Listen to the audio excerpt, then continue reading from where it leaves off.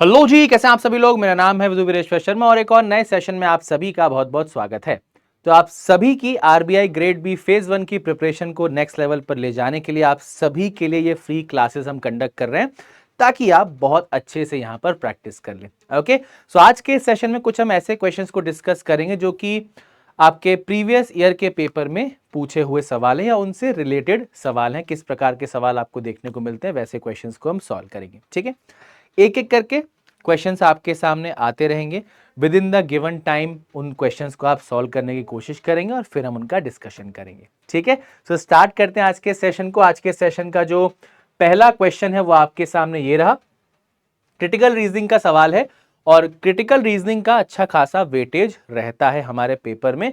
तो जो भी स्टूडेंट्स हिंदी में सॉल्व करना चाहते हैं आप लोग एक बार इसका स्क्रीनशॉट ले लीजिएगा या इसको पॉज करके आप सॉल्व कर सकते हैं, है ना। बाकी जितने भी स्टूडेंट्स हैं, ये रहा आपका टाइमर और चेक करते हैं क्या कुछ हमारा आंसर निकल के आ सकता है। जो भी आपका आंसर निकल के आए कमेंट सेक्शन में हमें जल्दी से जल्दी बताएंगे सभी लोग। ठीक है, चलो पहला क्वेश्चन आपके सामने।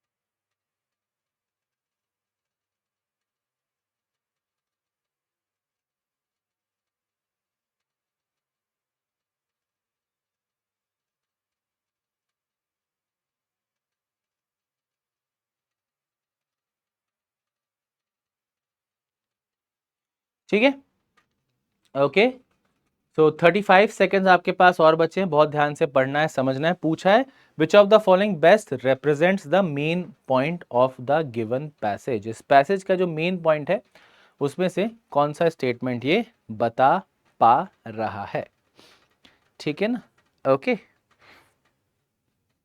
चलिए पढ़ते हैं इसको, पूरे के पूरे स्टेटमेंट को समझते हैं क्या कुछ हमारा आंसर हो सकता है ना। हाँ ठीक है, चलो। The magnetic north pole, it turns out, is shifting eastwards at an unprecedented pace. About 15 years ago, this would have made little difference to the daily lives of the people, and even Google Maps relies largely on satellite imaging, which is mostly unaffected by this shift. ठीक है, but now in addition to the implications for industries and sectors that rely on the magnetic north, Air Force, defense, drilling, it will affect smartphones as well. ठीक है, साथ के साथ most contemporary phones have 3 magnetic sensors that tell the direction the user is facing. The feature could be compromised with the pole shifting and people would be quite literally directionless.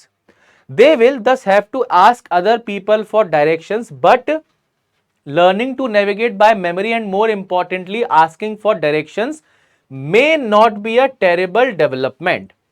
तो यहां पर एक problem दी गई है। Problem क्या है भाई? जो मैग्नेटिक पोल है वो शिफ्ट हो रहा है ना। और स्टार्टिंग में एक लाइन दी, about 15 years ago this would have made little difference to the daily life of the people. यानी कि आज से 15 साल पहले अगर ये हुआ होता थोड़ा सा अंतर पड़ता, लेकिन आजकल गूगल मैप है जो सैटेलाइट इमेजिंग पर पूरी की तरह डिपेंडेंट है, तो उतना कुछ अंतर नहीं पड़ेगा। फिर सेकेंड पार्ट में बात किया गया कि फोन्स में कुछ ऐसे सेंसर होते हैं जो मैग्नेटिक फील्ड का इस्तेमाल करते हैं, लेकिन अगर हम रास्ता पूछ पूछ कर नेविगेट करेंगे तो कहीं ना कहीं कोई ऐसी खास दिक्कत नहीं आएगी। बोला it is not a terrible development. ठीक है जी, in fact India is In India, it is a necessary skill. The spate of frequent internet shutdowns mean Google is of erratic help across cities in India. यानी कि इस पूरे के पूरे paragraph को पढ़ने के बाद मुझे एक चीज समझ में आई कि जो मैग्नेटिक पोल की जो शिफ्टिंग हुई है उससे बहुत ज्यादा कुछ अंतर नहीं पड़ रहा। 15 साल पहले पड़ सकता था, बट आज की लाइफ में उतना कुछ अंतर नहीं पड़ रहा। यही मुझे मेन पॉइंट यहां से समझ में आ रहा है। अब जो गिवन पॉइंट दी उनको एक बार चेक कर लें। पहला बोल रहा है smartphone rely on magnetic sensor to which direction they are facing. नहीं, ये इसका मेन पॉइंट नहीं है। मेन पॉइंट मैग्नेटिक पोल है। Shifting may not be a bad thing, हाँ ठीक है, सेकंड आपका सही हो जाएगा। इंटरनेट शटडाउन्स वेरी फ्रीक्वेंट, इसके बारे में कोई चर्चा नहीं की गई। Shifting on north pole will not effect Google map, बिल्कुल सही, ये भी आप गलत हो जाएगा। तो बस एक ही हमारा सही है, जो सेकंड, ओनली सेकंड हमारा है। वहां पर मुझे क्लियरली बताया जो एकदम चीज स्टेट की गई है हमारे पूरे के पूरे पैराग्राफ में, तो बिल्कुल only second will be the correct answer. I hope this is clear to everyone. ठीक है, अगले सवाल पर चलें। अगला सवाल हमारा किस टॉपिक से हो सकता है? अगला सवाल हमारे सामने ये रहा, स्टेटमेंट कंक्लूजन का सवाल है। बहुत ध्यान से इसको पढ़ेंगे, देखते हैं कौन इसे सबसे पहले कंप्लीट करता है। ठीक है, फटाफट इसमें दिमाग लगाएंगे और देखते हैं कौन इसे सबसे पहले कंप्लीट करता है। हिंदी इंग्लिश दोनों ही भाषाओं में सवाल आपके सामने अवेलेबल है। ठीक है,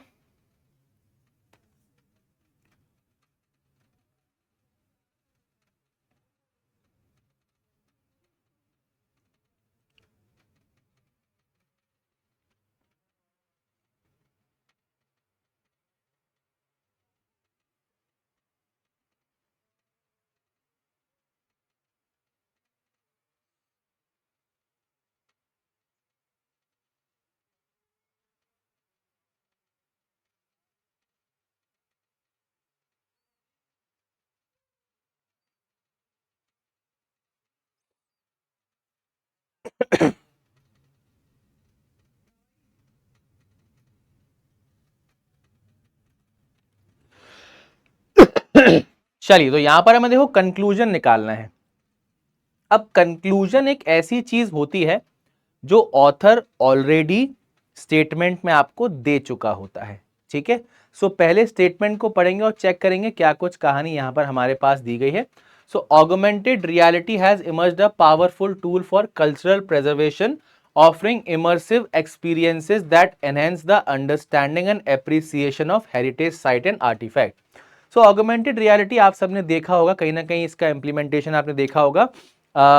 फिल्टर्स जो आप देखते हो, या फिर आपने कोई चीज अपने फिल्टर पर चेक की, वो आपके रूम में आ गई, तो ये सारी की सारी ऑगमेंटेड रियलिटी की आपकी एप्लीकेशंस हैं। सो यहां पर उन्होंने बोला है कि एक बहुत ही पावरफुल टूल बन के आ रहा है ऑगमेंटेड रियलिटी, खासकर कल्चरल प्रिजर्वेशन के लिए। और इस तरीके से समझने पर एक इमर्सिव एक्सपीरियंस मिलता है और चीजें बहुत क्लियरली समझ में आती हैं। कंक्लूजन को चेक करते हैं। Integrating augmented reality into cultural preservation efforts can help make historical sites and artifact more accessible to a wider audience regardless to geographical location. बिल्कुल सही बात है भाई, बिल्कुल सही बात है। क्यों? क्योंकि वही तो है, मतलब कई बार क्या होता है, हम लोग कहीं पहुंच नहीं सकते बट उसके बारे में जानकारी प्राप्त करना चाहते हैं, और ऑगमेंटेड रियलिटी से तो आप कहीं भी जा सकते हो, कैसे भी एक्सपीरियंस कर सकते हो। तो पहला आपका सही हो गया। दूसरा क्या बोल रहा है? Augmented reality has the potential to bridge the gap between past and present by providing, बिल्कुल सही बात है, जो immersive experiencing and understanding and appreciate of understand and appreciate the heritage site, वही वाली चीज सेकंड में बोली गई है। तो फर्स्ट और सेकंड दोनों ही हमारे सही हैं। आंसर क्या निकल के आएगा? Option number E, both first and second follows. ठीक है जी, क्लियर हुआ। चलो अगले सवाल की ओर चलते हैं। नेक्स्ट क्वेश्चन हमारे सामने ये रहा, और ये सवाल हमारा जो है इसे बोलते हैं क्लॉक कोडिंग।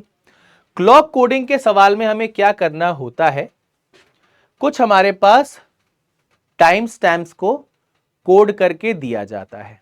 ठीक है, और इनको कोड करने के बाद हमें क्या करना होता है? एक छोटा सा क्वेश्चन दिया जाता है और उसके अकॉर्डिंग हमें फंक्शन करना होता है। अब इसको समझने की कोशिश करेंगे किस प्रकार से इस क्वेश्चन को अरेंज किया गया है। अगर मैं बात करूं यहां पर, इनका देखो, plus means either hour hand और मिनट हैंड इज एट 3।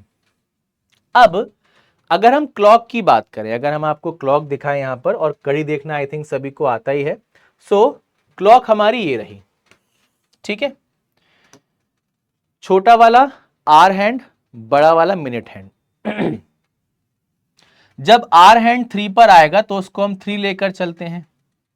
ठीक है, पर ये मिनट हैंड जब 3 पर आएगा उसे क्या लेकर चलते हैं? 15। आई होप सभी को ये पता है ना? ये 5, ये 10, ये 15, 20, 25, 30, 35, 40, 45, 50, 55 और 0, ये सभी को पता है ना? तो इसी प्रकार से हमारा यहां पर कोडिंग किया जाता है। जैसे कि हमारे पास इन्होंने एक एग्जाम्पल दिया है कि अगर आपको दिया है greater than eight the rate, यानी कि पहला वाला जो सिंबल है वो आर दिखा रहा है, दूसरा वाला जो सिंबल है वो मिनट दिखा रहा है। तो ग्रेटर देन का मतलब क्या है भाई? ग्रेटर देन का मतलब है 9, है ना, और मिनट पे रखना है एट द रेट। तो एट द रेट मतलब मिनट पर, और 12 पर जब आते हैं तो कितने मिनट हो जाते हैं? 0। तो यहां पर क्या टाइम बताया गया है? 9। ठीक है जी। ऐसे ही दूसरा एग्जाम्पल दिया है एक्सक्लेमेटरी साइन क्वेश्चन मार्क, तो एक्सक्लेमेटरी साइन मतलब 11 आ जाएगा, और क्वेश्चन मार्क का मतलब है मिनट हैंड 5 पर, यानी कि 25 आ जाएगा। तो आपका क्या हो जाएगा? 11:25। सो इस प्रकार से हम क्या करते हैं? टाइम निकालते हैं।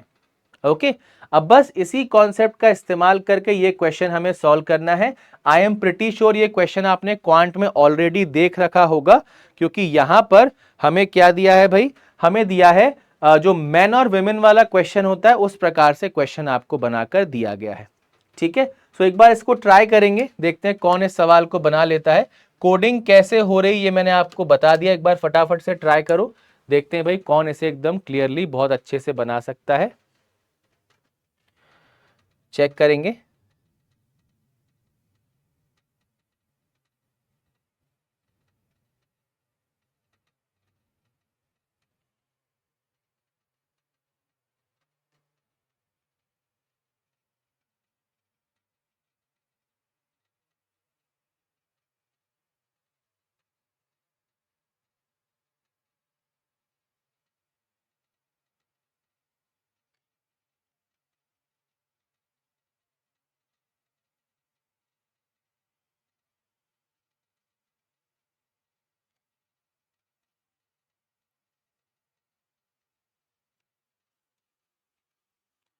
चलिए, मैन वुमेन वाला कॉन्सेप्ट आई होप सभी को पता होगा, बहुत ध्यान से उसको इंप्लीमेंट करके हमारा आंसर आ जाएगा।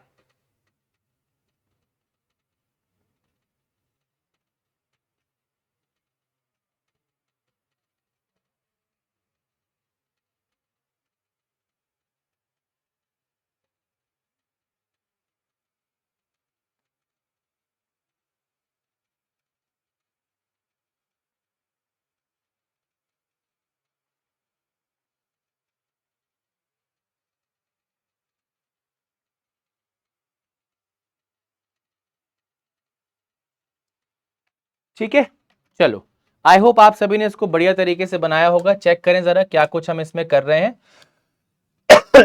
देखिए भाई, बहुत सिंपल सा हिसाब किताब है यहां पर, अगर आप चेक करना चाहो। सो यहां पर मुझे दिया है कि 18 मैन हैं जिन्होंने काम को शुरू किया। काम कब शुरू हुआ है भाई? प्लस लेस देन पर, यानी कि 3:30 पर। ठीक है, 3:30 पर यह काम शुरू हुआ है, और इन्होंने ये काम खत्म कब किया है? ग्रेटर और लेसर पर। ठीक है, ग्रेटर लेसर, तो ग्रेटर का मतलब 9 और ये आपका 30, है ना। तो टोटल अगर इनके ड्यूरेशन की बात करें 18 मैन की, तो 18 मैन की ड्यूरेशन क्या है? आपकी 6 आवर्स, है ना। 18 मैन की ड्यूरेशन कितनी आ गई? 6 आवर्स आ गई। उसके बाद 12 women if start at lesser lesser, 12 women है वो लेसर लेसर पे शुरू कर रहे हैं, यानी कि 6:30 पर इन्होंने काम करना शुरू किया। तो ये हमारे पास काम खत्म कब करते हैं? एक्सक्लेमेटरी मार्क और एट द रेट पर, यानी कि 11। ठीक है, सो इनके अगर टोटल टाइम की बात की जाए तो ये आपके कहीं ना कहीं 4:30 हो जाएगा। ठीक है, ये आपका नहीं 4:30, हाँ, ये आपका 4:30 हो जाएगा, यानी कि 4.3 आवर्स हो जाएंगे या 4.5 आवर्स हो जाएंगे। ठीक है, तो हमारे पास इनका पूरा का पूरा डेटा आ गया, कोई दिक्कत कोई परेशानी वाली बात नहीं। अब जब ये डेटा हमारे पास आ जाता है तो हमारे लिए बस एक छोटा सा काम रह जाता है, जिससे हम इनकी एफिशिएंसी निकाल लेते हैं बस। ठीक है, इनकी एफिशिएंसी हम कैसे निकालते हैं? 18 × 6 और 12 × 4.5 आपका आ जाएगा, इससे इनकी एफिशिएंसी आ गई। ठीक है, या एफिशिएंसी का रेशियो आ गया, ये आपको पता होगा, ऑलरेडी आपने क्वांट में पढ़ा है। तो इनका कहना है at what time 8 men and 8 women can complete the work if they start at question mark at the rate। ठीक है, question mark eight the rate पर अगर ये काम शुरू कर रहे हैं, यानी कि 5 बजे अगर ये काम शुरू कर रहे हैं, तो कितने घंटे में ये इस काम को खत्म कर लेंगे। ठीक है, तो यहां से अगर आप रेशियो निकालना चाहो, 18 3 हो जाएगा, ये 9 और ये 12, ये 2 से चला जाएगा, ये 2। सो मैन और विमेन का जो एफिशिएंसी का आपका रेशियो आ गया दैट इज 2।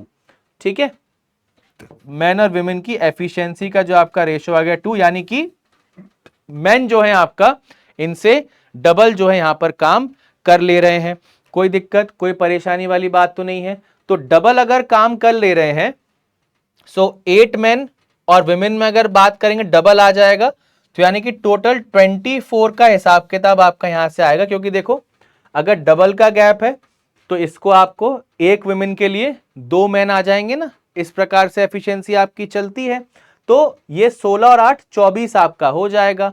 24 के हिसाब से अगर आप चेक करो, सो 18/6 से आप चेक करोगे तो 18 4 3/4 और 2, हाँ 4.5 आ जाएगा। और अगर 4.5 आपका आ रहा है मतलब 4.5 घंटे, तो 4.5 घंटे यानी कि आप 9:30 पर आओगे। और 9:30 के लिए आपके सिंबल क्या होंगे एक बार चेक करें। 9 अगर आर पे आ रहा है तो ग्रेटर देन, 30 के लिए 6 आपका लेसर देन, तो greater than lesser than will be the answer, यानी कि ऑप्शन नंबर डी होगा। ठीक है, तो ज्यादा आपके लिए खतरनाक काम था नहीं, क्योंकि मैन एंड विमेन वाला जो आपका टाइम एंड वर्क का सवाल है वो आप कैसे सॉल्व होता है जानते हैं। आपको बस ये वैल्यूज चाहिए थी और इस वैल्यू में कितना टाइम ऐड होगा उसके लिए आपको ये वैल्यू मिल गई। ठीक है, आई होप सभी को बहुत अच्छे से समझ में आया होगा और किसी प्रकार की कोई भी दिक्कत, कोई भी परेशानी नहीं रही होगी। अगले सवाल पर चलते हैं।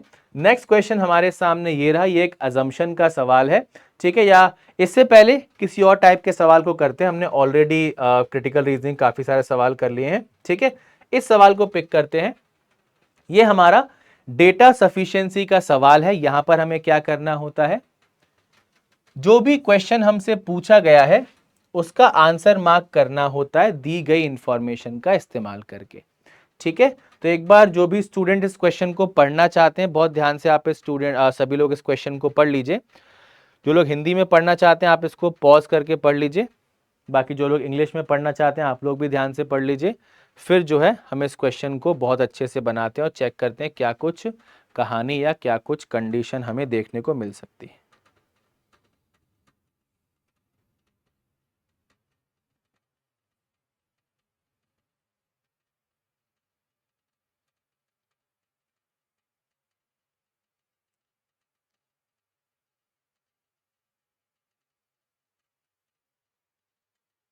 ठीक है, सभी ने पढ़ लिया?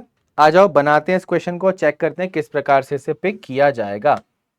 सो how many people have more salary than P, P से ज्यादा कितने लोगों की सैलरी है ये हमें बताना होगा। सो 8 व्यक्तियों की सैलरी की बात हो रही है।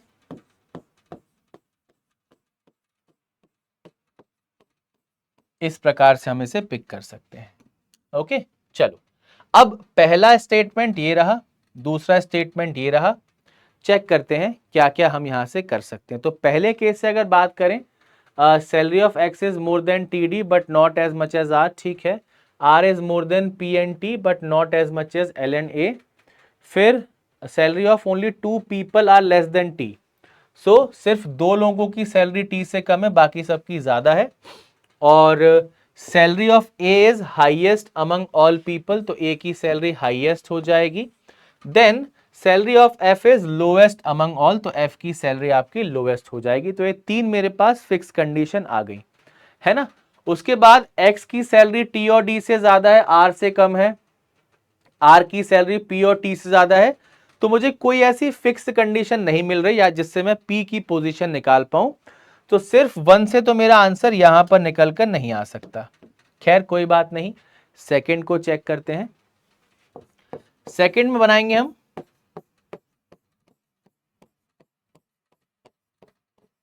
ठीक है।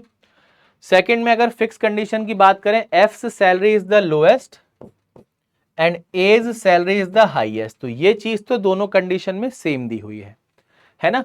फिर 3 people, salary of 3 people is more than X, तो एक्स से ज्यादा 3 लोगों की सैलरी ज्यादा है। फिर salary of P is more than D F but not as much as L N X R S T N D. देखो फिर वही समस्या है, फिर वही परेशानी है, यहां से हम एक फिक्स कंक्लूजन पर नहीं पहुंच पा रहे हैं। तो 1 अलोन से आंसर नहीं आया, सेकंड अलोन से आंसर नहीं आया। अब क्या करते हैं, दोनों को मिलाकर देखते हैं। तो मिलाकर मैंने सबसे पहली कंडीशन क्या देखी भाई कि x को मैं यहां पर रख सकता हूं, क्योंकि x के साथ हमारे x के आगे सिर्फ 2 ही लोग आएंगे, तो फर्स्ट प्लस सेकंड को हम चेक कर रहे हैं। ठीक है। फिर अगर मैं बात करूं, हमारे पास जो x की सैलरी है वो t और d से ज्यादा है but not as much as r and a, तो r कहीं आपका इसके आगे आएगा और जो d है वो इन दोनों में से किसी एक पोजीशन पर आ सकता है। क्लियर।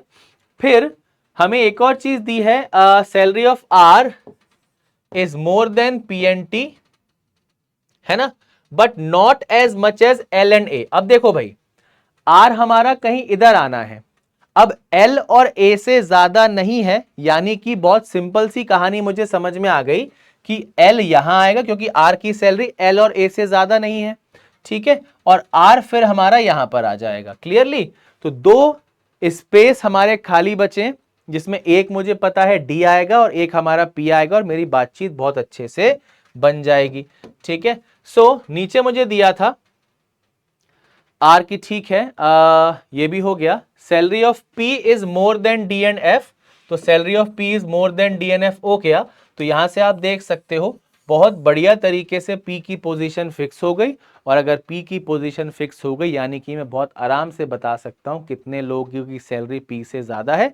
तो आंसर क्या है भाई, statement 1 and 2 together are necessary to answer the question, यानी कि option number C will be the correct answer. I hope सभी को समझ में आया होगा। ठीक है, चलो अगले क्वेश्चन की ओर चलते हैं। नेक्स्ट क्वेश्चन हमारा ये रहा, ये हमारा कहीं ना कहीं रिवर्स सिलॉग का सवाल। रिवर्स सिलॉग का सवाल आप 2 तरीके से सॉल्व कर सकते हो, या तो आप सारे के सारे स्टेटमेंट के डायग्राम बना लो तो श्योर शॉट आपको आंसर मिल जाएगा, या फिर आप क्या कर सकते हैं, थोड़ा सा लॉजिक अप्लाई करके कुछ एक स्टेटमेंट्स को एलिमिनेट कर सकते हैं और रिमेनिंग स्टेटमेंट्स का फिर डायग्राम बना सकते हैं। ठीक है, तो फटाफट से एक बार इस क्वेश्चन को देख लीजिए, क्या कुछ इंफॉर्मेशन यहां पर हमें दी गई है, उसके बाद हम इसे पिक करते हैं और बढ़िया तरीके से बनाते हैं।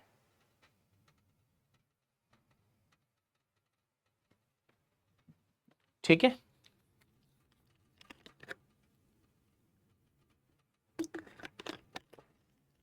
ओके, चलिए क्या हमें दिया हुआ है देखें। So some eraser are drawing and all pen are pencil, ये मुझे सही करना है। अब जरा पहला स्टेटमेंट ध्यान से देखो, मुझे रिलेशन दिया हुआ है नो पेन आर पेंसिल, तो जब नो सही होगा तो क्या ऑल का रिलेशन बना पाओगे, नहीं, तो इस स्टेटमेंट को हमने डायरेक्टली एलिमिनेट कर दिया। उसके बाद सम पेंसिल आर ड्राइंग बोला है ना, and all eraser are drawing, तो सम पेंसिल आर ड्राइंग है, ऑल इरेजर आर ड्राइंग है, तो यानी कि सम का रिलेशन मिल सकता है, लेकिन ऑल पेन आर पेंसिल का रिलेशन मुझे नहीं मिल पाएगा। ये स्टेटमेंट हमारा खत्म हो गया।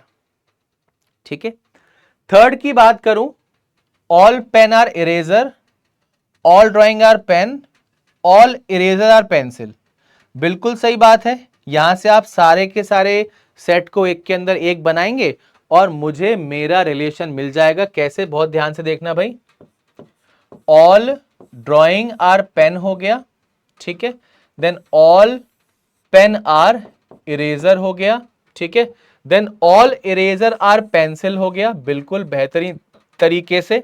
तो ये रिलेशन भी मिल जाएगा, ये भी मिल जाएगा। मेरा आंसर क्या आ जाएगा, ऑप्शन नंबर 3, कॉम्बिनेशन वाला मुझे कोई ऑप्शन नहीं दिया हुआ, लेकिन नन ऑफ दीज दिया हुआ है, तो एक बार मैं फोर्थ को भी चेक कर लूंगा। ठीक है, फोर्थ में दिया है सम इरेजर आर ड्राइंग। अब some eraser are drawing, some eraser are drawing, अगर मैं इस स्टेटमेंट को पिक करता हूं तो ये रीस्टेटमेंट की कैटेगरी में आ जाएगा, और हम जानते हैं रीस्टेटमेंट कभी भी सही नहीं होता है, तो डायरेक्टली ऑप्शन नंबर 4 को भी हम एलिमिनेट कर सकते हैं। आंसर क्या आ जाएगा? Only 3 follows. I hope this is clear to everyone, सभी को बेहतरीन तरीके से समझ में आया होगा, है ना। अगले सवाल पर चलते हैं। नेक्स्ट क्वेश्चन जो है हमारा वो ये रहा। अब ये जो हमारा क्वेश्चन है इसे सीक्वेंशियल सिलोगिज्म बोलते हैं, है ना। सीक्वेंशियल सिलोग आप इसको बोल सकते हो, है ना। खासकर ये हमारे बैंकिंग के मेंस के एग्जाम में या कैट के एग्जाम में पूछा जाता है। अब इसका इंस्ट्रक्शन यहां पर मिसिंग है, थोड़ा सा वो गड़बड़ हुआ है, खैर कोई बात नहीं, मैं आपको समझा देता हूं इस क्वेश्चन में करना क्या होता है। यहां पर आपको 5 या 6 अलग अलग स्टेटमेंट दिए जाते हैं। इसमें आपको क्या करना होता है कि जो आपको ऑप्शन दिए हुए हैं उन ऑप्शंस को आपको चेक करना होता है। कैसे चेक करना होता है? जैसे अगर आपको एक्स वाई ए दिया हुआ है, ठीक है, आपको एक्स वाई ए दिया है, तो इस क्वेश्चन में आपको क्या चेक करना होता है कि ऐसा रिलेशन कुछ बने कि ये दोनों हमारे स्टेटमेंट हो जाएं, ठीक है, और इन दोनों स्टेटमेंट के लिए जो थर्ड वाला स्टेटमेंट है वो ट्रू कंक्लूजन हो जाए। तो इस प्रकार से आपको सीक्वेंस चेक करना होता है कि ये एक्चुअल रिलेशन हमें मिल रहा है या नहीं मिल रहा है, ठीक है। तो ऑप्शन दर ऑप्शन चले चेक करें। पहले एक्स वाई ए चेक करना है, so all stars are planet, फिर वाई में दिया है some planet are comet, A में क्या दिया है all comet are planet is a possibility. अब all comet are planet is a possibility बना सकते हैं, बिल्कुल बना सकते हैं, बहुत बढ़िया तरीके से बना सकते हैं। तो पहला आपका सही हो गया, ठीक है। दूसरे में क्या बोला है भाई, एक बार चेक करें। नन ऑफ दीज मेरे पास ऑप्शन है तो वो मेरे को एक बार चेक करना होगा, ठीक है। तो सी वाई जेड की अगर मैं बात करूं, सी में दिया है some planet are not stars, ठीक है। फिर वाई में दिया है सम प्लैनेट आर कॉमेट, ठीक है। जेड बोल रहा है नो कॉमेट आर स्टार, तो नो कॉमेट आर स्टार का रिलेशन नहीं बन सकता, ऑप्शन नंबर 2 हमारा खत्म हो गया, ठीक है। ऑप्शन नंबर 3 की बात करें वाई बी एक्स, तो वाई क्या है सम प्लैनेट आर कॉमेट, ठीक है। फिर बी क्या है some planet are not star, तो सम प्लैनेट आर नॉट स्टार हो गया, ठीक है। उसके बाद एक्स मुझे चेक करना है ऑल स्टार आर प्लैनेट, ये नहीं हो सकता, तो ऑप्शन नंबर सी भी खत्म हो गया। ऑप्शन नंबर डी की अगर मैं बात करूं, तो ऑप्शन नंबर डी में क्या है वाई यानी कि सम प्लैनेट आर नॉट कॉमेट, ठीक है। फिर आपका Z यानी कि नो कॉमेट आर स्टार्स, और Z के बाद आपका X यानी कि ऑल स्टार आर प्लैनेट, ये भी नहीं हो सकता, तो ये भी गलत हो गया। यानी कि सिर्फ पहला ऑप्शन ऐसा है जो हमारे कॉम्बिनेशन को एकदम करेक्ट कर रहा है। अगर किसी को कंफ्यूजन है तो एक बार फिर से देख लेंगे, है ना। X क्या है भाई ऑल स्टार आर प्लैनेट, है ना। Y हमारा क्या है सम प्लैनेट आर कॉमेट, और A मुझसे क्या दे रहा है all comet are planet is a possibility, बिल्कुल बन सकता है। So option number 1 is the correct answer. Clear है? आई होप सभी को बेहतरीन तरीके से समझ में आया होगा। अगर बाय चांस ऐसा क्वेश्चन देखने को मिलता है तो बहुत अच्छे से हम इसको बना लेंगे, ठीक है। चलिए अगले सवाल पर चलते हैं। नेक्स्ट क्वेश्चन हमारा ये रहा। ये एक और हमारा सवाल है रिवर्स सिलोगिज्म का। फटाफट से इसको सॉल्व करेंगे, एकदम सिमिलर टाइप का कॉन्सेप्ट है, ठीक है। ये रहा आपका टाइमर, फटाफट से इसको बनाई, देखते हैं कौन सबसे पहले इसे कंप्लीट कर लेता है।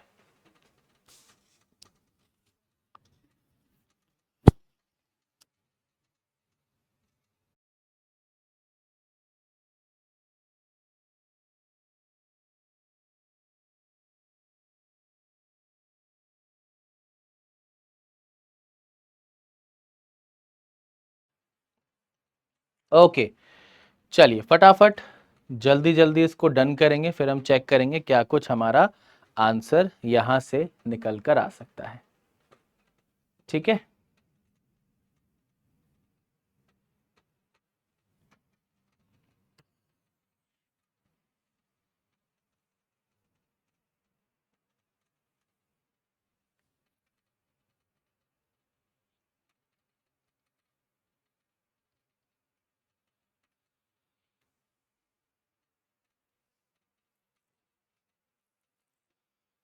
चलिए भाई, समय समाप्त हुआ। चेक करते हैं क्या कुछ यहाँ पर हमने इसमें सॉल्व कर पाए और किस प्रकार से हमारा आंसर यहाँ से निकल कर आ सकता है।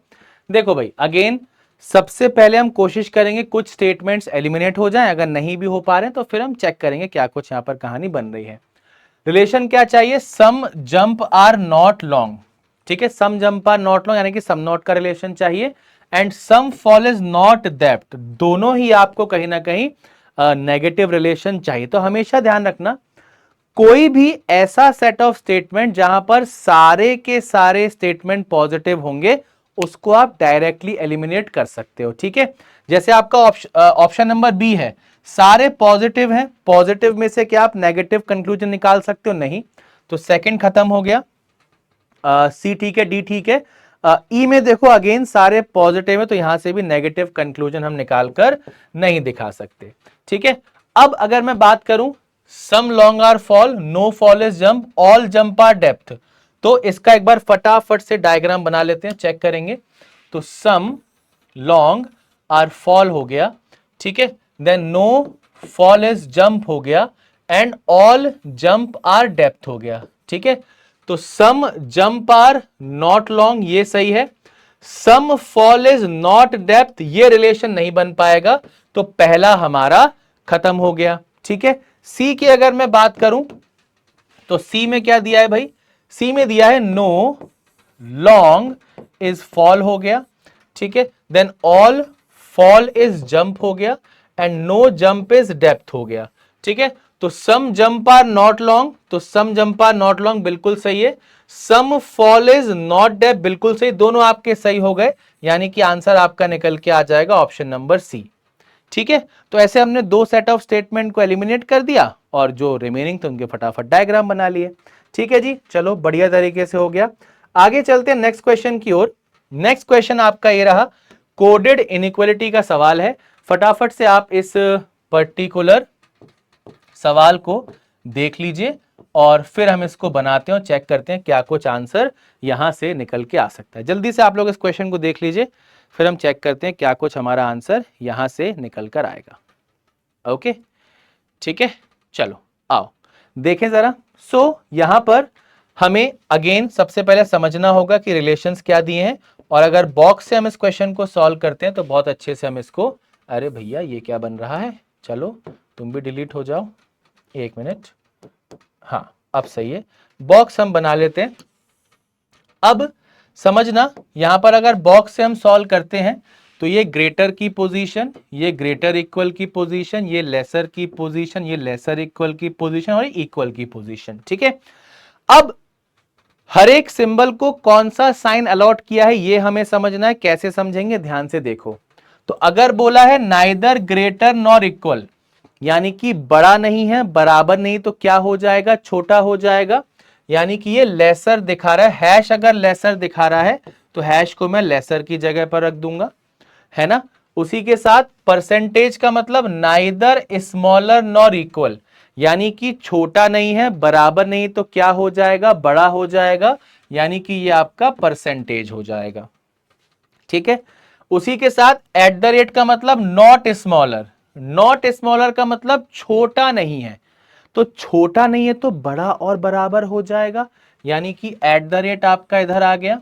फिर डॉलर का मतलब नाइदर ग्रेटर स्मॉलर, यानी कि छोटा नहीं है बड़ा नहीं है बराबर हो जाएगा, और नॉट ग्रेटर का मतलब लेसर इक्वल। तो ये आपका रिलेशन यहां से निकल के आ चुका है। अब बहुत अच्छे से हम जानते हैं इन दोनों में रिलेशन बन जाएगा, इन दोनों में रिलेशन बन जाएगा, और इनका इक्वल टू के साथ भी रिलेशन बन जाएगा, लेकिन आपस में ऐसे रिलेशन नहीं बनेगा, ऐसे रिलेशन नहीं बनेगा, और डायगोनली रिलेशन नहीं बनेगा। स्टार्ट करें क्विकली, कैसे सॉल्व करते हैं देखो। मुझे ई से ओ तक जाना है, तो ई से ओ तक डायरेक्टली मैं जा सकता हूं, है ना।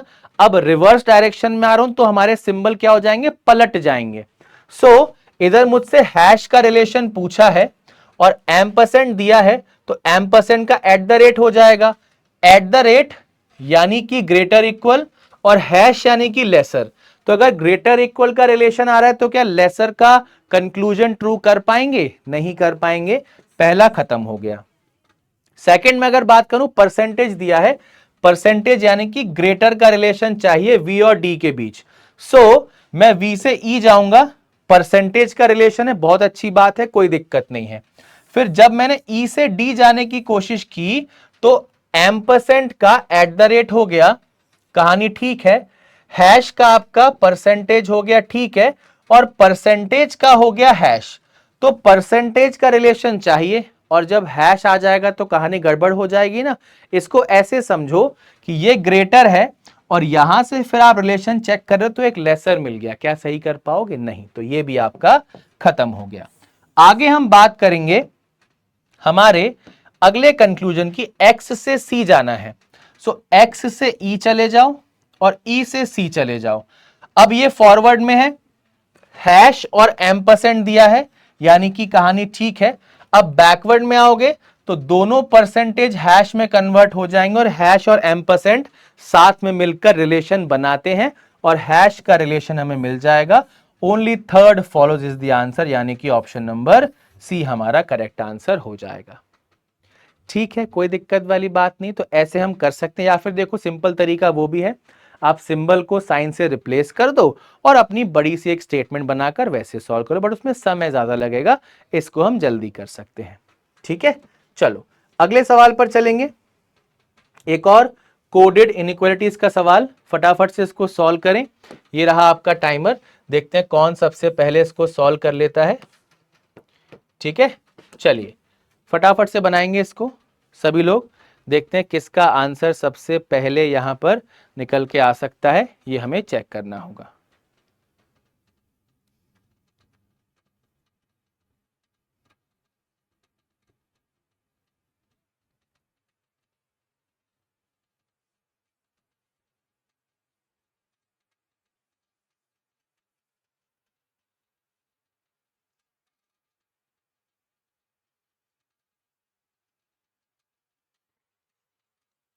ठीक है, चलिए जो लोग सॉल्व कर रहे हैं करते रहिए, बाकी हम यहां पर देखते हैं। तो फटाफट से बॉक्स बनाएंगे पहले तो भैया, जल्दी से।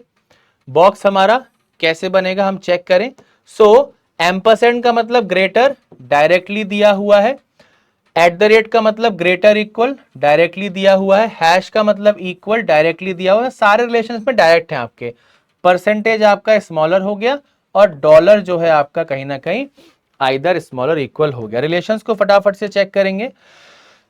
मुझे के से एम जाना है, के से वाई गया, वाई से एम, तो परसेंटेज कन्वर्ट होके एम्परसेंट हो जाएगा और एम्परसेंट कन्वर्ट होके आपका क्या हो जाएगा, कहीं ना कहीं एक मिनट जाओ, परसेंटेज ठीक है, स्मॉलर, हाँ ठीक है। तो परसेंटेज कन्वर्ट होके आपका एम्परसेंट हो गया और एम्परसेंट कन्वर्ट होके परसेंटेज हो गया। क्या अपोजिट साइन में रिलेशन बना पाओगे? बिल्कुल नहीं बना पाओगे, तो ये आपका समाप्त हो गया। अब मैं बात करता हूं सेकंड कंक्लूजन की। सेकंड में जाना है y से n, है ना, तो y से m चले गए और m से n चले गए। तो y से जब n जाएंगे तो आपका जो एम्परसेंट है, एम्परसेंट का आपका परसेंटेज हो जाएगा और हैश आपका एज इट इज रहेगा। तो परसेंटेज और हैश यानी कि इक्वल्स में किसका रिलेशन बनेगा भैया? लेसर का, यानी कि परसेंटेज का। ये कहानी बिल्कुल सही है, यानी कि option number B, only second is true, will be the correct answer. अब हो सकता है आप में से कुछ स्टूडेंट कंफ्यूज भी हो रहे होंगे, तो एक छोटा सा सवाल है, मैं आपको इसको पूरा नॉर्मल तरीके से भी समझा देता हूं ताकि कोई दिक्कत ना आए। सिंबल की जगह डायरेक्टली साइन रख दो। हैश का मतलब क्या? इक्वल्स टू, ठीक है, और एम्परसेंट का मतलब क्या है? ग्रेटर, ठीक है, और y का मतलब क्या है? स्मॉलर। इस प्रकार से आपको रिलेशन दिए हुए हैं। पहला कंक्लूजन बोल रहा है k बराबर m का रिलेशन लेकर आ जाओ, और दूसरा कंक्लूजन बोल रहा है कि y is lesser than n का रिलेशन लेकर आ जाओ। ठीक है ना, तो ये तो आ ही नहीं सकता, यहां पर n की जगह m रख सकता हूं तो ये बन सकता है। सिंपल सी कहानी है, ठीक है ना। तो दोनों तरीके से आप कर सकते हैं, जो आपको सूटेबल लगे वो आप यहां पर मेथड अपना सकते हैं। ठीक है, चलो अगले सवाल पर चलते हैं। नेक्स्ट क्वेश्चन हमारे सामने ये रहा, ये आपका कोडेड ब्लड रिलेशन का सवाल है। ऐसे सवाल भी हमारे एग्जाम में काफी बार पूछे गए हैं और पूछे जाते हैं, फटाफट से आप इंफॉर्मेशन को देख लीजिए, फिर हम इसके डायग्राम को बनाते हैं और चेक करते हैं किस प्रकार से हमारा हिसाब किताब यहां से निकल कर आ सकता है। ठीक है, बहुत ध्यान से आप एक बार देख लीजिए क्या कुछ यहां पर कहानी दी है, फिर हम चेक करते हैं।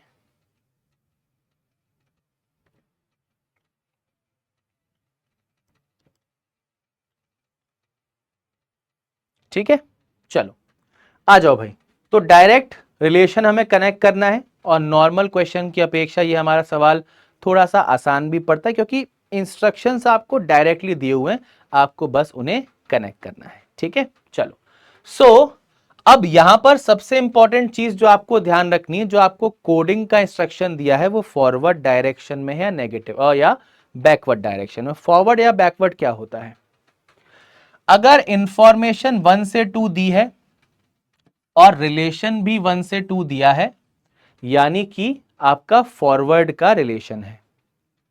अगर 1 से 2 का इंस्ट्रक्शन दिया है और कंडीशन 2 से 1 दी है, तो आपका बैकवर्ड का रिलेशन है, चाहे आपका ब्लड रिलेशन हो कोडेड या डायरेक्शन हो कोडेड। इस बात का ध्यान रखना, गलती कोई भी नहीं करेगा।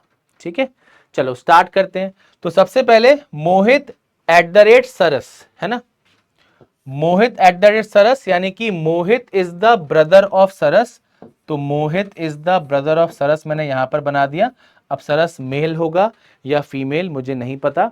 आगे रिलेशन दिया है, सरस इज द पेरेंट ऑफ पाखी, है ना। सरस क्या है भैया? पेरेंट ऑफ पाखी है। अब सरस मेल हो गया, फीमेल नहीं पता। पेरेंट हमारा एक जेंडर न्यूट्रल टर्म, और पाखी के लिए अगर मैं चेक करूं, पाखी M% श्रुति, यानी कि पाखी इज द नीस ऑफ श्रुति। तो पाखी क्या है? श्रुति की नीस है। सो एक मिनट रुक जा, इसको हम चेंज कर लेते हैं। पाखी अगर श्रुति की नीस है तो श्रुति इसकी बहन भी हो सकती है, इसकी भाई या बहन हो सकती है, या फिर इसका कोई स्पाउस हो, उसके अकॉर्डिंग हम चेक कर सकते हैं। ठीक है, and Shruti is the daughter of Kartik बोला है फिर। ठीक है, और श्रुति क्या है भैया? डॉटर ऑफ कार्तिक है ना। फिर कार्तिक एक्सक्लेमेटरी साइन, यानी कि Kartik is not married to Shreya. अब नाम थोड़े से हमारे एक जैसे ही दिख रहे हैं, तो एक काम करते हैं, इसको अच्छे से हम पूरा पूरा नाम लिख लेते हैं ताकि कंफ्यूजन ना हो।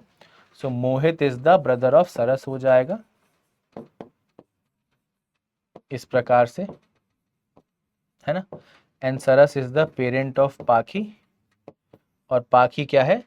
फिर श्रुति की नीस है, and Shruti is the daughter of, एक मिनट, Shruti is the daughter of Kartik, और Kartik is not married to Shreya. Exclamatory का मतलब है नॉट मैरिड, यानी कि कार्तिक और श्रेया का मैरिड कपल नहीं बन सकता। फिर श्रेया डॉलर लक्ष्य, यानी कि Shreya is the mother of लक्ष्य। तो श्रेया क्या है? लक्ष्य की मदर है।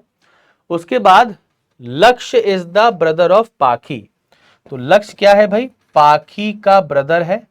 तो लक्ष्य अगर पाखी का ब्रदर है और श्रेया अगर लक्ष्य की मदर है, इसका सिंपल सा मतलब क्या है? श्रेया को हम यहां पर बना सकते हैं। ठीक है, श्रेया मदर है तो सरस क्या हो जाएगा? इनका फादर हो जाएगा। ठीक है, कोई दिक्कत वाली बात नहीं है। फिर मुझे एक और चीज दी है, Naira is the mother in law of Saras. तो नायरा अगर mother in law of Saras है तो नायरा को आप मदर इन लॉ ऐसे बना सकते हो। अब देखो भाई, मुझे ये कंडीशन अरेंज कर ली, अब मुझे कार्तिक और श्रुति वाली कंडीशन को अरेंज करना है और नीस वाली कंडीशन को भी चेक करना है ना। और कार्तिक और श्रेया का हम मैरिड कपल बना नहीं सकते, तो मेरे पास फिर एक ही कहानी बच रही है कि कार्तिक को यहां पर रख के श्रुति को जो है इस प्रकार से अरेंज किया जाए, तो आपका पूरा का पूरा अरेंजमेंट बन जाएगा, है ना। क्योंकि आइदर नो पेरेंट्स और both the parents are alive वाली कंडीशन मुझे पूरी करनी है, तो यहां पर बोथ द पेरेंट्स हमारे आएंगे ही आएंगे। ठीक है, अब क्वेश्चन में क्या दिया है? इफ श्रेया एस्टरिस्क नेहू, यानी कि Shreya is the mother in law of Nehu. तो श्रेया अगर मदर इन लॉ है नेहू की, and Nehu is the Nehu is not married to Pakhi, so Nehu को फिर आपको यहां पर रखना होगा, ठीक है। Then how is Nehu related to Saras, तो नेहू सरस की क्या हो जाएगी, डॉटर इन लॉ, यानी कि option number D will be the correct answer.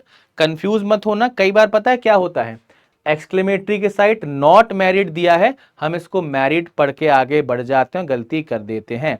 यहां पे देखो क्लियरली बोला श्रेया होगी mother in law, but Nehu is not married to Pakhi, तो नेहू लक्ष्य के साथ मैरिड हो जाएगी और कहानी हमारी सेट हो जाएगी, ठीक है। चलो अगले सवाल पर चलते हैं। नेक्स्ट क्वेश्चन हमारे सामने ये रहा, एग्जैक्टली सिमिलर टाइप का क्वेश्चन है। यहां पर अब आप देखोगे तो रिलेशन आपको आइदर और के रूप में दिए हुए हैं ना, तो सिमिलर टाइप का क्वेश्चन है, इसको आप होमवर्क से सॉल्व करने की कोशिश कीजिएगा, कोई डाउट अगर आता है तो आप हमसे पूछ लीजिएगा, ओके। चलो नेक्स्ट अब हम बातचीत करते हैं थोड़ी सी कोडेड डायरेक्शन सेंस की। अब देखो भाई, बाकी पेपर की अपेक्षा ये जो है थोड़ा सा कठिन पेपर है क्योंकि मेंस का लेवल है, तो हमें ऐसे क्वेश्चंस पर फोकस अच्छे से करना जहां से आसानी से मार्क्स आ सकते हैं, भले ही वो क्वेश्चन मेंस लेवल के हों, है ना। तो कोडेड डायरेक्शन का सवाल आपके सामने आ चुका है, बहुत ध्यान से आप इसको देख लीजिए, फिर हम इसको बनाते हैं और चेक करते हैं क्या कुछ कहानी निकल के आ सकती है, ठीक है। बहुत ध्यान से इंफॉर्मेशन को देखना है।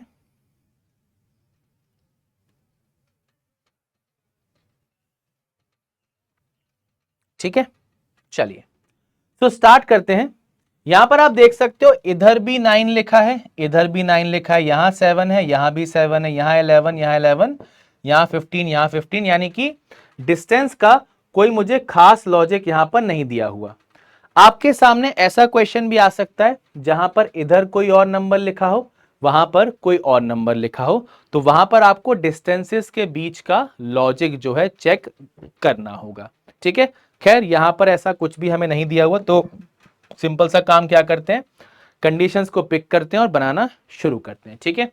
So P at the rate S, यानी कि P is 8 metre north of S, तो P आपका 8 मीटर नॉर्थ ऑफ S कुछ इस प्रकार से आ गया। उसके बाद U is 5 metre east of P, तो U आपका 5 मीटर ईस्ट हो गया। उसके बाद V is 12 metre south of U, तो V आपका 12 मीटर साउथ ऑफ U हो गया। उसके बाद Q is 3 metre west of V, तो Q क्या है भाई, 3 मीटर वेस्ट ऑफ V है, यहां पर आप कर सकते हो। उसके बाद W is 8 metre east of Q, तो W क्या है भैया, 8 मीटर ईस्ट ऑफ Q है, यानी कि यहां से आप 3 ऑलरेडी चल चुके हो, 5 आप और चले जाओगे तो W आपका यहां पर आ जाएगा, ठीक है ना। उसके बाद Y eight the rate Q, यानी कि Y इज 4 मीटर नॉर्थ। अब देखो Y अगर 4 मीटर नॉर्थ है तो ये 12 है, ये 8 है, रिमेनिंग कितना बचा, 4। सो इसका मतलब है सिंपल सा ये कि Y और Q जो है स्ट्रेट लाइन में आ जाएंगे, ये 4 हो जाएगा, और ये अगर 5 है, ये अगर 3 है, तो Y और इसके बीच का डिस्टेंस कितना हो जाएगा, 2। ये हमें ध्यान रखना होगा, ठीक है। उसके बाद W is 4 metre south of X, W क्या है भैया, 4 मीटर साउथ ऑफ X, तो ये जो X पॉइंट है और ये Y पॉइंट है और ये S पॉइंट है, ये आपके क्या आ गए, स्ट्रेट लाइन में आ गए, ठीक है। बात समझ में आई। पूछा क्या है, what is the shortest distance between S and X, S और X के बीच का शॉर्टेस्ट डिस्टेंस कितना होगा, तो अगर स्ट्रेट लाइन में प्रेजेंट है तो 5 और 3 8 और 2 10, टोटल कितना आ जाएगा भैया, 10। 10 मुझे कहां दिया हुआ, ऑप्शन नंबर सी में, so option number C will be the correct answer. I hope this is clear to everyone, ठीक है, सभी को समझ में आया। चलो अगले सवाल की ओर चलते हैं। नेक्स्ट क्वेश्चन जो है, थोड़ा क्रिटिकल रीजनिंग की बातचीत करें और क्रिटिकल रीजनिंग क्वेश्चंस को पिक करने की कोशिश हम करते हैं, ठीक है, क्योंकि क्रिटिकल रीजनिंग पर भी अच्छा खासा फोकस हमें रखना है, क्योंकि वहां से हमारे पास मेजॉरिटी ऑफ क्वेश्चन आ सकते हैं, मतलब ज्यादा से ज्यादा क्वेश्चन अगर क्रिटिकल रीजनिंग के आ गए और अगर हमने सॉल्व कर ली तो ठीक ठाक हिसाब किताब हमारा बन जाता है वहां से, ठीक है। सो एक क्वेश्चन हमने स्टार्टिंग में स्किप किया था, वो कहाँ गया, वेयर इज दैट क्वेश्चन, ठीक है, ये हमने कर लिया था। हाँ, अजम्पशन वाला क्वेश्चन था मेरे पास। अजम्पशन मतलब अभिधारणा है। अब देखो, कंक्लूजन हमने आपको बताया था एक ऐसी चीज जो लेखक पहले से ही आपके क्वेश्चन में दे देता है, मतलब स्टेटमेंट में दे देता है। अजम्पशन क्या होता है? अजम्पशन एक ऐसी चीज होती है जो स्टेटमेंट को लिखते टाइम ऑथर के दिमाग में होगी, उसी के आधार पर ऑथर ने स्टेटमेंट लिखा होगा, पर उसे क्लियरली बताया नहीं होगा स्टेटमेंट में। ये हमारा अजम्पशन होता है।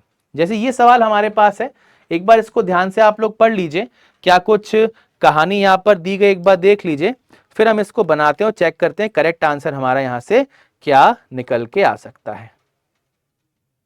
ठीक है ना? चलिए, क्या दिया है? Achieving gender equality requires addressing systematic biases and promoting equal opportunities in education, employment and leadership positions.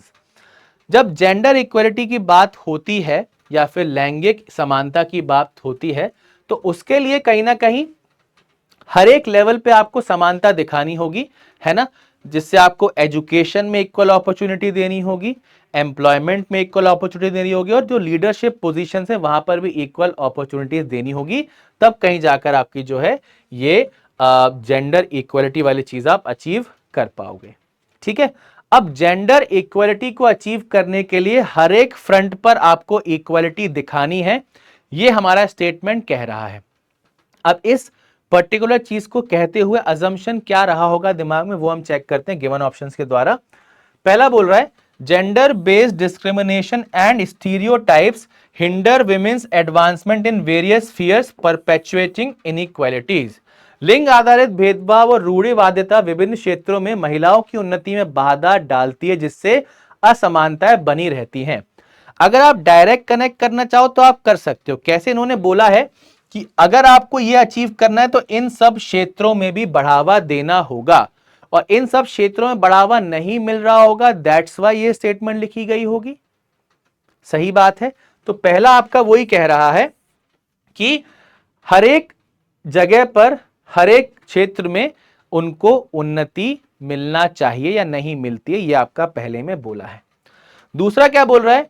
Implementing policy such as पे equity measures and parental leave provision. देखो, पेरेंटल लीव प्रोविजन के बारे में कोई चर्चा नहीं है, इसको डायरेक्टली हम हटा सकते हैं। ठीक है, इसको हम हटा सकते हैं। आंसर क्या हो जाएगा? Only assumption 1 is implicit. ठीक है, ओके। तो आई होप ये आपको बहुत अच्छे से समझ में आया होगा।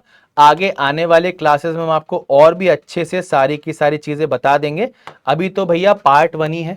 ठीक है, धीरे धीरे और भी क्लासेस आपके सामने आएंगी जिसमें और भी अच्छे अच्छे क्वेश्चंस हम सॉल्व करेंगे। ठीक है, ये वीडियो जब आप पूरा देख लो तो कमेंट करके जरूर बताना सेशन आपको कैसा लगा, और अगले सेशन में किस प्रकार के सवाल आप हमारे साथ सॉल्व करना चाहते हैं, किस पर्टिकुलर टाइप के क्वेश्चन आप सॉल्व करना चाहते हैं, ये भी हमें कमेंट सेक्शन में जरूर बताइएगा।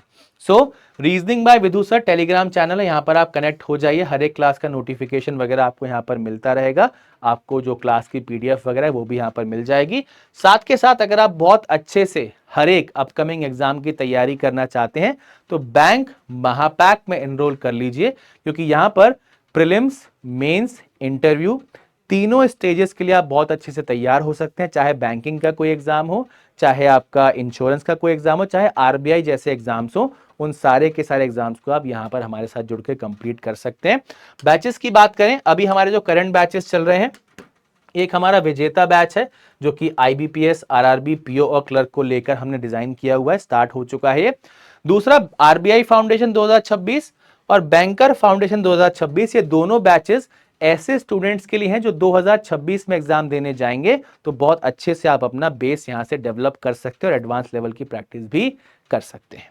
ठीक है भाई, तो सेशन को यहीं पर समाप्त करते हैं। मिलते हैं एक और नए सेशन में काफी जल्दी, तब तक के लिए bye bye and take care everyone.